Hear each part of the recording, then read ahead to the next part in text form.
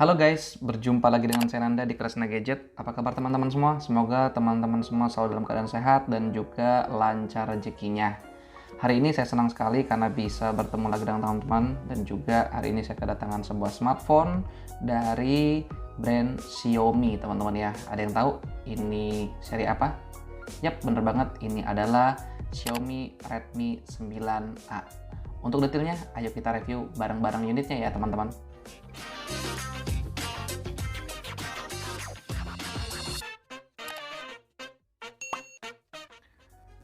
Smartphone ini dirilis pada tahun 2020 kemarin teman-teman ya, dan sempat booming dan juga di beberapa tempat itu agak goib ya teman-teman, karena memang harganya yang sangat murah ya teman-teman, atau terjangkau, berkisar antara 1,2 sampai dengan 1,3. Smartphone ini kalau nggak salah cuman ada dua varian aja ya teman-teman ya, RAM 2 GB atau yang 3 GB dengan internal storage itu 32 GB.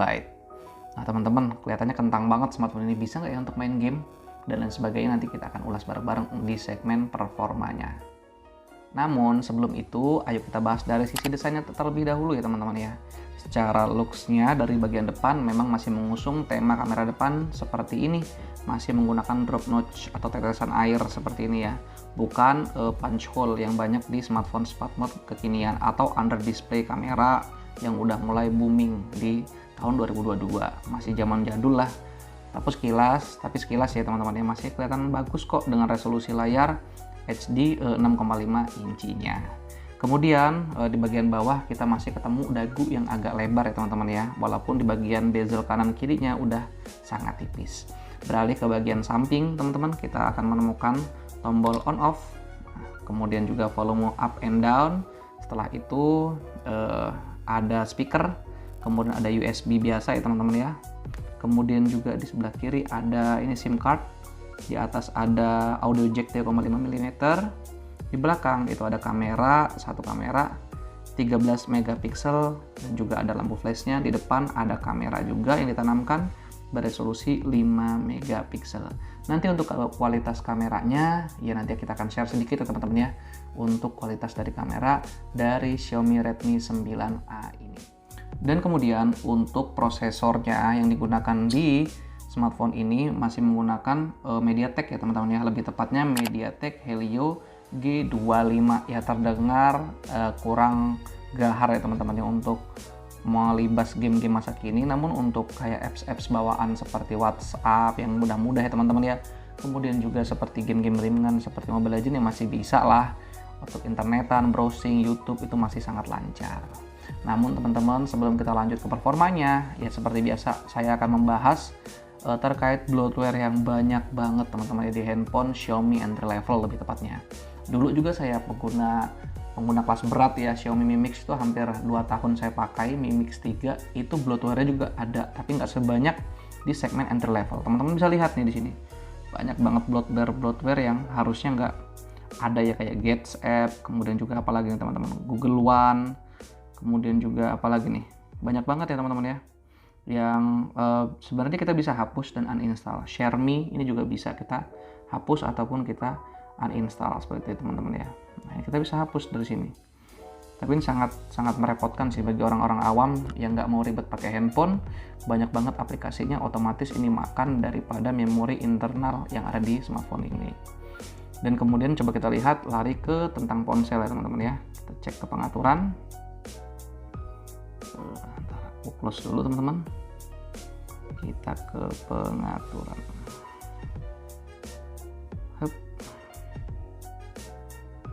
Kita ke setelan, kita cek tentang ponselnya.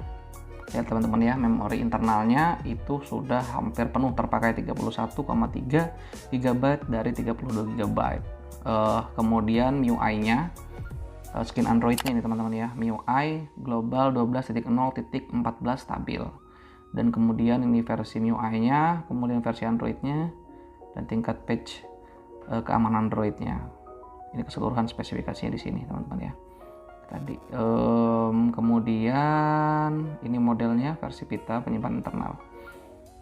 Ini teman-teman ya, jadi memang kalau secara spesifikasi memang terlihatnya kentang banget smartphone ini. Tapi kalau untuk kita misalkan kita hadiahkan untuk orang tua kita yang jarang banget ngegame, kemudian kita kasih ke adik kita mungkin yang masih SD atau SMP, masih worth it lah teman-teman ya, karena memang mereka belum terpaku dengan kerjaan, kemudian juga nggak terlalu main game barbar, nggak seperti anak-anak milenial yang umurnya mungkin udah di atas 17 tahun, penggunaan intens untuk kamera dan juga gamenya mungkin lebih banyak. Jadi otomatis smartphone seperti ini ya kurang begitu disarankan, seperti itu. Bang, selanjutnya gimana tuh performa kameranya? Handphone 1,2, 1,3 jutaan itu gimana sih kameranya bang? Jelek banget atau enggak sih? Recommended nggak sih teman-teman gitu ya? Nah, jadi kalau memang ada yang tanya terkait kualitas kamera, sekalian saya praktekkan ya teman-teman ya. Saya akan foto ini di kondisi yang minim cahaya, yang low light ya, karena memang kamar ini saya matikan. Saya cuma mengandalkan pencahayaan dari softbox yang ada di atas ini ya teman-teman, yang ada di atas ini. Dan kualitas kameranya kalau menurut saya lumayan ya teman-teman ya. Nah, lihat detailnya teman-teman ya, di kondisi low light itu sangat detail teman-teman ya. Nah, teman-teman bisa lihat bunga ini yang saya foto, lihat. Kalau kita zoom juga masih terbilang sangat cerah. Saya juga salut ya dengan smartphone Xiaomi, baik itu di entry level, mid range ataupun flagshipnya, menyertakan kamera yang begitu bagus ya teman-teman ya. Saya masih ada footage yang saya ambil dari Mi Mix 3 waktu di Jogja. Itu kualitasnya masih sangat bisa bersaing dengan Samsung S10 saya ataupun Samsung S21 Ultra saya. Kualitasnya sangat-sangat bagus. Nggak tahu kenapa, entah mungkin softwarenya bagus atau mungkin dari kameranya ya, memang penyedia layanan kameranya memang sudah bagus di Xiaomi. Saya juga kurang tahu, tapi kualitas secara overall untuk foto sih memang memuaskan banget di Xiaomi. Tajaman lensanya itu memang detail banget. Seperti itu. Coba kita lihat, ini adalah foto kamera belakang dengan resolusi 13 megapikselnya. Dan coba kita balik ke kamera selfie-nya atau kamera bagian depannya. Ini coba kita foto ya, ini kondisinya low light sekali, gelap ya teman-teman ya. HDR-nya saya hidupkan ya teman-teman ya. Ini kondisinya malam hari, teman-teman bisa lihat cukup detail, namun ya udah banyak beberapa noise ya di kanan kiri, di atas, bawah, samping. Tapi overall masih bisa banget ya teman-teman kita gunain, apalagi kalau cuma untuk video call, kemudian juga untuk foto, dan juga kita share kepada teman-teman kita mungkin di WhatsApp ataupun di Instagram, ya masih oke lah teman-teman ya. Bang, terus gimana bang performa gamenya bang di Xiaomi Redmi 9A ini? Langsung kita coba aja di game sejuta umat ya teman-teman ya. Bukan sejuta lagi, puluhan juta umat ya, Mobile Legends ya teman-teman ya. Coba kita klik, pasti loadingnya juga agak lama ya, stuck di loading screen-nya. Coba kita lihat ya. Nah teman-teman ya, smartphone harga 1,3 jutaan. Kita akan coba gas main Mobile Legends di smartphone ini seperti apa teman-teman ya. Nah, teman-teman, sekarang kita udah ada di in-game Mobile Legends, teman-teman ya. Kalau tadi saya skip karena memang agak lama, teman-teman. Hampir 1 menit kita stuck di loading screen. Nggak lama, teman-teman, kalau kita tungguin ya.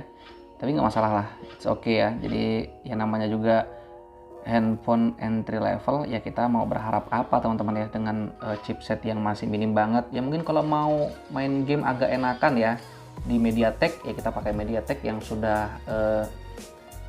di atas 90 ya, G90 kemudian G70 itu udah mulai enak ya teman-teman ya untuk main Mobile Legends. Tapi kalau untuk kayak MediaTek masih MediaTek G25, aduh itu masih minim banget ya teman-teman ya. Core-nya masih kecil, speed-nya juga masih kecil, jadi nggak terlalu maksimal untuk main game. Nah ini kita coba lihat, kita masih main klasik ya teman-teman ya. Lihat, untuk percentage-nya juga masih sangat lambat ya teman-teman ya. Untuk mencapai 100% aja masih lama. Walaupun ya tergolong juga tergantung sama jaringan yang kita pakai sih gitu ya. Tapi yang namanya smartphone, kemudian chipset juga ngaruh juga ya teman-teman. RAM juga ngaruh. Oke. Kemudian kita gerakin ya teman-teman ya. Kita dapat resolusi apa sih kalau kita main di sini? Oh, kita bisa masuk ke refresh rate tinggi teman-teman, dan juga ke grafis yang tinggi, kita bisa mentokin. Oh, lumayan bagus ya teman-teman ya kualitasnya. Ini masih main klasik, kita dianjurkan untuk lari ke bawah ya. Oke deh, kita coba kasih di make dulu ya. Lumayan detail ya teman-teman ya, nggak terlalu patah-patah banget. Kena kau ya. Kita main klasik ya teman-teman ya, untuk lihat grafisnya aja sih. lebih ke arah situ ya. Nah, coba teman-teman perhatiin ya, memang walaupun layar ini menggunakan layar IPS ya teman-teman ya, layar IPS, tapi ternyata memang ya kerapatannya sangat kurang bagus ya teman-teman ya, karena IPS ya IPS yang entry level, beda dengan yang sudah masuk mid range ya, kualitas panelnya akan jauh lebih bagus.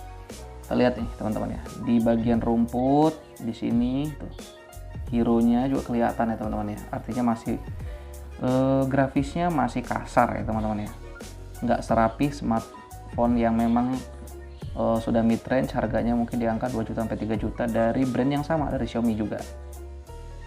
Nah, teman-teman bisa lihat sendiri ya, tapi untuk main game overall masih tergolong smooth lah ya. Kalau untuk hero-hero fast hand saya nggak tahu ya teman-teman, tapi kalau untuk hero-hero kayak marksman, kemudian juga mage, mungkin masih bisa enak kita main di smartphone seperti ini. Itu aja mungkin kalau dari gamenya teman-teman ya. Untuk game-game yang lain kayaknya saya nggak berani coba deh untuk di PUBG dan lain sebagainya. Mungkin bisa stuck loading screen ya. Kalau ada teman-teman yang punya pengalaman main game ya di smartphone ini seperti PUBG, kalau memang masih ngangkat di sini ya kabarin aja teman-teman ya, dan infoin di kolom komentar. Thank you.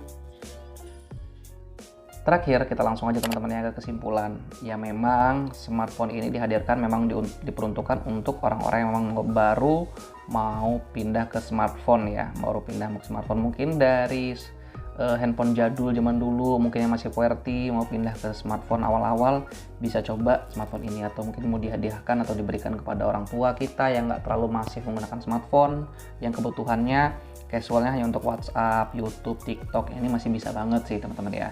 Tapi kalau untuk daily user seperti gamer dan sebagainya nggak recommended ya teman-teman, karena memang RAM-nya kecil, memori internal juga kecil, dan juga prosesornya masih belum terlalu mumpuni untuk melibas game-game berat. Namun ya ada juga keunggulan-keunggulannya smartphone seperti ini. Yang pertama, dia masih ada juga slot khusus untuk memori eksternal. Kemudian juga hadir dengan MIUI yang juga sangat intuitif, yakni MIUI 12. Dan ada lagi teman-teman ya keuntungannya, dia punya baterai yang badak banget, 5000 mAh yang juga super awet kalau kita gunain seharian.